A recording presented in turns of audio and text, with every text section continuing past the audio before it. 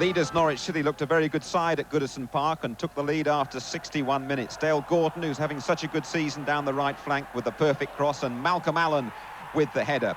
Coming up now, one of the most controversial incidents of the weekend, involving a tackle here by Trevor Putney on Ian Snowden. No appeals from the Everton players, but referee John Penrose says that is a penalty.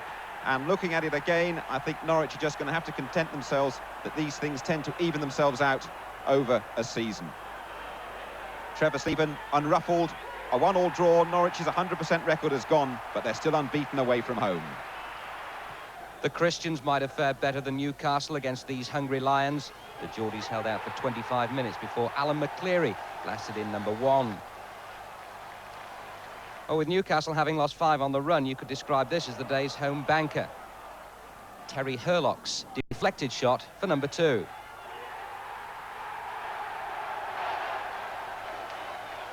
Tony Cascarino got his 10th of the season, the first of 2 particularly well-taken goals in the second half. Millwall's unbeaten home record was never threatened.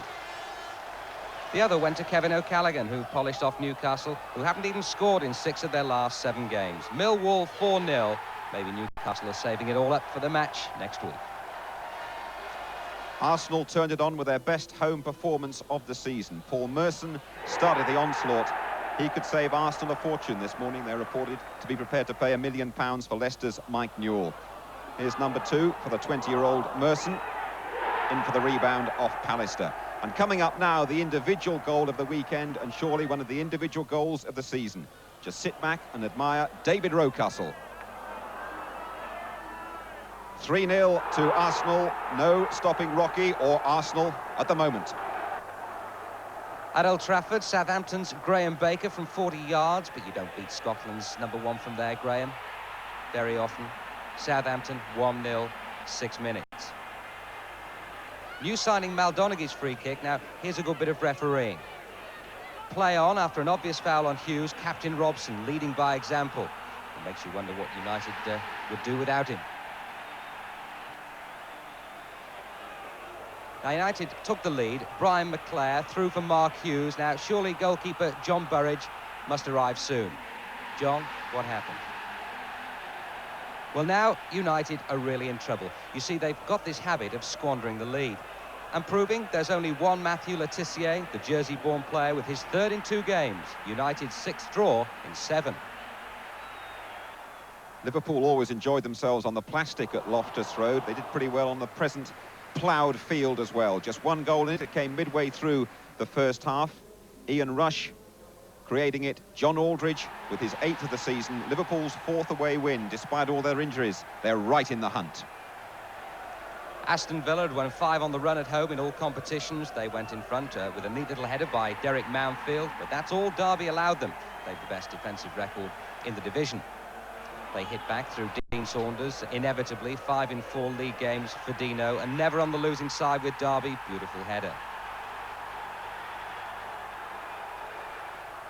Well, 2 minutes later, Villa's Kevin Gage tried a Steve Bowl flick on. Not really the time or the place, Kevin. Paul Goddard's determination did the rest. Derby's 2nd away win. West Ham have big problems, the worst defensive record in the 1st division, and their problems very apparent at Luton. Luton 1 up, Kingsley Black 18 minutes gone. 2 in 2 minutes, in fact, for the home team. And just look at the space given here for David Oldfield. They turned down £500,000 for him in the week, and Oldfield sets up a tap-in for Roy Wegerle. The game really over by half-time, and it's Oldfield again, the creator. West Ham just unable to get the ball away, and a thunderous finish from Kingsley Black.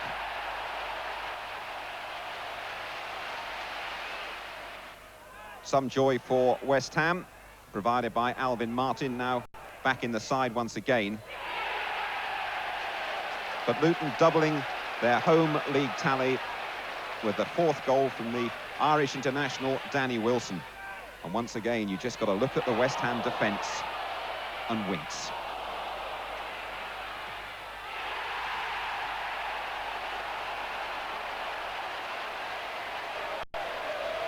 The big London derby, the only London derby, saw Wimbledon fall behind, totally confused by Charlton's long ball game. Robert Lee, the scorer, just after half-time. Fash the Bash wasn't expected to play. He hadn't scored for 7 games, but he was on the end of the move that provided Wimbledon with a point. Their 5th home league goal of the season,